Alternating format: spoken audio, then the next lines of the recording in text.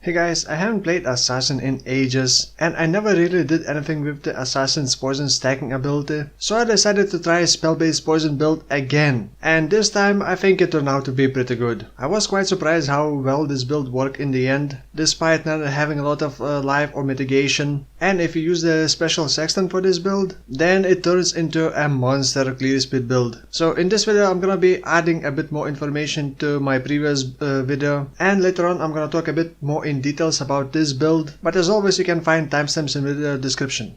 Now, some may still remember that around 1 year ago I was still using 3 life flasks in almost all of my builds. But then I realized it's kind of silly and I was working my way up to only using 2 life flasks. And I have been doing that for a couple leagues now. And I was kind of working my way up to using only 1 life flask. Because based on other people's builds, it seems like the less life flask you have, the stronger the build is. So I thought I'm just gonna go straight into using no life flask on a life build. And that is what I did, so it must be a strong build then. And indeed it is, until you get one shot. But I was really surprised how well I could survive without any life flasks, with just basically life gear on hit and more of Conquest helmet. And the helmet gives 20% of damage taken gain as life over 4 seconds when hit, and this can be improved by the life recovery rate. So initially I did try to stack a lot of life recovery rate on the belt, on Watcher's Eye, on the Pantheon power, which is conditional, but still I tried that. But in the end I decided it's not really worth it. I mean, it's not really worth stacking a lot of life recovery rate. In the end I was able to stack 8 to 9% increased life recovery rate, but there wasn't really a noticeable difference in my life regen. It doesn't exactly show as life regen, so it's hard to tell how much is it doing the work. Life gain on a hit, however, is not affected by life recovery rate, because it is instant and it doesn't have rate. So later on I stopped focusing on life recovery rate, and my build and Watcher's Eye could be different without the life recovery rate. However, you do need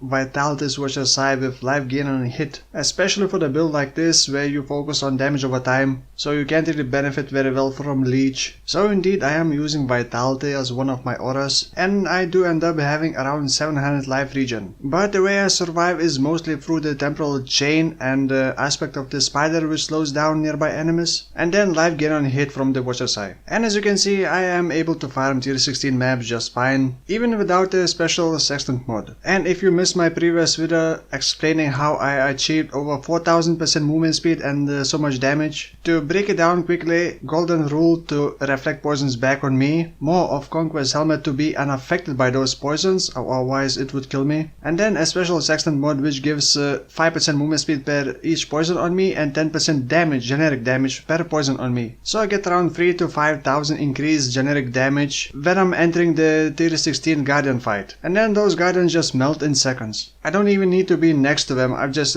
released Valblade Vortex and it just destroys them. The issue I had is if you reach 1000 poison stacks, it completely kills your FPS, and it is not a visual issue. There is nothing visually happening, and you can see the poison stacks at the top left corner. Some people suggested to use predictive mode instead of lockstep mode. I tried that and it changed nothing. Another question was how rare is that sextant mod, and I think it is pretty much the same chance of getting that mod as any other mod. I was getting it pretty frequently, maybe just the game wanted me to play with that insane speed. And if you are speed farming like that, or like with Headhunter, you are gonna be using sextant mods anyway. It's kind of silly to not use sextant mods on tier 16 maps if you are constantly farming them for profit. Especially because that mod adds an additional poisonous monsters. And as you know, more monsters, the better the chances of getting some better loot. And that's the main thing that you want in your maps, more enemies. So in the end, it's pretty cheap to run that mod because you are always getting some returns. Another thing is that you can actually do this on many other different builds, not just this one. But the extra explosions do help with the clear speed a lot. By the way, these explosions are coming from 2 obliteration ones. Minion builds would not be affected by this because it specifically says players gain those stats. Another thing that people sometimes miss that you have to be unaffected by poison. Poison immunity would remove poison stacks. And actually a flask with poison immunity would also remove the lag if you get over 1000 poison stacks. Or you can just use the portal to go back and forth and then remove the stacks.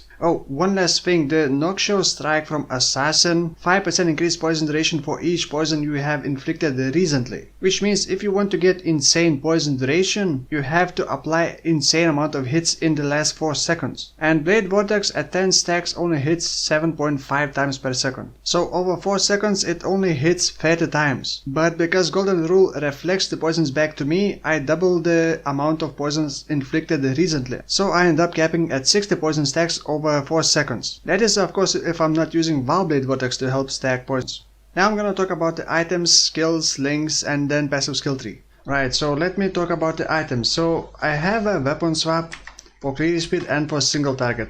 For clear speed I am using 2 corrupted obliteration swans with increased area of effect. That helps quite a lot with the explosions AoE. And then for single target I do swap to Apex Rage ones, which did get buffed this league. We now have a lot more added chaos damage to spells, and each of them gives basically 20% more poison damage, but reduces the poison duration. Another thing that can help increase the poison damage very easily and pretty cheaply is to use essence to craft 40% poison damage on rings. And you just need that mod, you guarantee that mod, and then you just try to get some life and some resistances on the rings. On the amulet I decided to go with this one to use the Blasphemy Temp chain. I thought about the Chaos Impressions one, but that was way more expensive, and well, I wouldn't be as tanky, I guess. I would probably be dying more. I would have more damage a bit, but I would rather live and have a bit more damage. Then of course the helmet. I bought the perfect 20% damage taken gain as life over 4 seconds, but you don't need that for this build. In fact, you don't even need this this helmet at all for this build.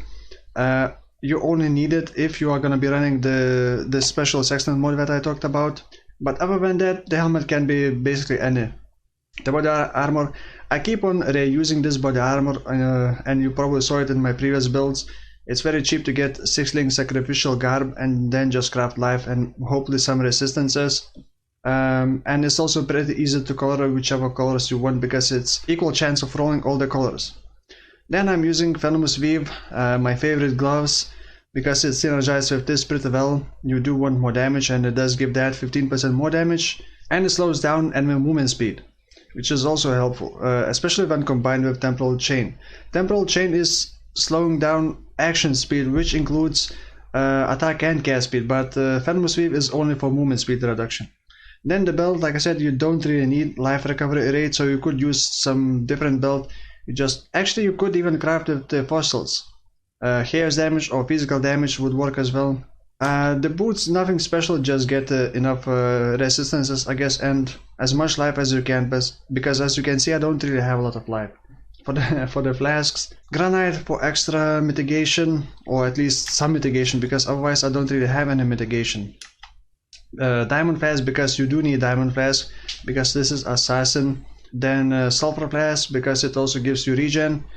If you're using life recovery rate, that regen will be boosted by things like life recovery rate from the belt or Watcher's Eye, and it also gives increased generic damage. And then this one is, I guess it can be called a fake life flask.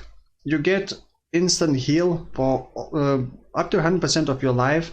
By the way, you want this flask to be without quality, because the quality basically increases the duration of the degen from this flask. And this flask does 8% of your maximum life taken as chaos damage per second. But that can be reduced with your chaos resistance. And the good part is, when you're using Golden Rule, for each poison stack you get also 1 chaos resistance. So I'm basically always capped at my chaos resistance. And sometimes I get even thousands of chaos resistance. Of course it's still capped at 75. And then Quicksilver Flask for moving fast.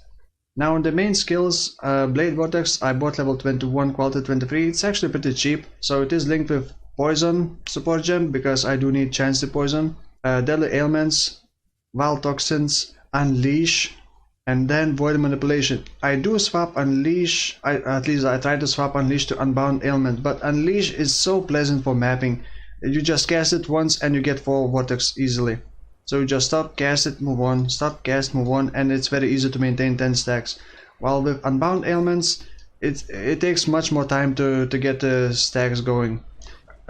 Even with these fans, which do give a lot of cast speed, it still kind of takes some time. So Unleash is very pleasant to do it while mapping, to use it while mapping. Then I got, let's see, cast and damage taken, Immortal Call, and then Phase Run. Phase Run is very nice for moving fast, especially if you can also squeeze in increased duration. So as you can see, I can move pretty fast without any other shenanigans. Oh, by the way, I do have cast and damage taken setups inside Apex Rage ones, which are not corrupted. I do have cast and damage taken linked with Ball Lighting and Bladefall, and this is just to get life on hit from the Vitality Swatcher side, basically. Another one is Spell Totem, Multi Totem, and then Wither. And I only use it against single targets, so I do keep it in Apex Rage ones. Then I do have Vitality, Malevolence, Enlighten level 3, and Flame Dash. And you kind of do need Enlighten level 3. And I reserve 100% of my mana. But to cast spells, I have Eldritch Battery. I'm gonna talk about that a bit later when I show passive skill tree. Then I do have Temporal Chains, Blasphemy, increased AoE, and then Summon Stone Golem, but Golem keeps dying pretty easily, and it's not really helpful at that much, but it does give some regen, and especially since I do have life recovery rate increase, so it does give me more than normally. It doesn't show in the tooltip here, but I do actually have almost 700 life regen per second. So the passive skill tree. First, I took Noxious Strike and then started doing the poison build. Basically, after level 38, when you can put on Deadly Ailments and all the other support gems, then I started using as a poison build. Then went for the Toxic Delivery, then for Unstable Infusion, and then for Deadly Infusion. So, and I do have Perfect Agony. So the crit multiplier also, by the way, because of this, when you crit, you deal 30% more damage with poison. So I do have also 4 power charges, I believe. Yes, 4 power charges. You don't need more because I can reach, I believe, 96 effective crit chance. So I do have Perfect Agony, and I'm not using Correlator's Flash because